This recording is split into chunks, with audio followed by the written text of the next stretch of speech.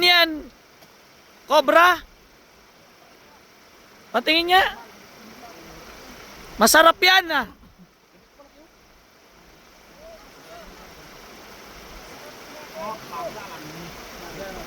Adobo mo. Tingin niya.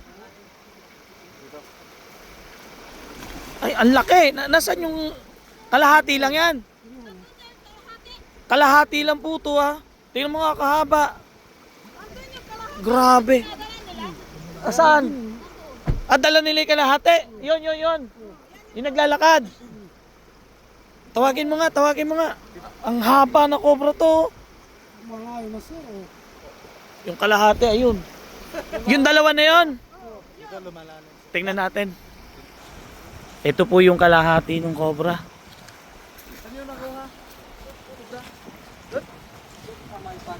Ang laki. Ito yung kalahati, oh. Isipin mo yung haba nun. Lagpas pa, mataas pa sa'yo. Ito talaga ang cobra na talagang ano. Philippine talaga to. Philippine cobra talaga yan. Napakalaki. Kasi nasa Pilipinas tayo eh. Mayroon po Singapore. Dalawa, Francis, dapat na isa. Ay, dalawa? Mag-asawa?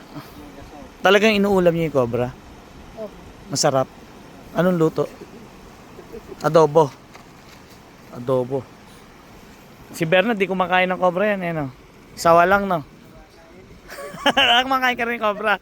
Ikaw na kumakain ka ng cobra?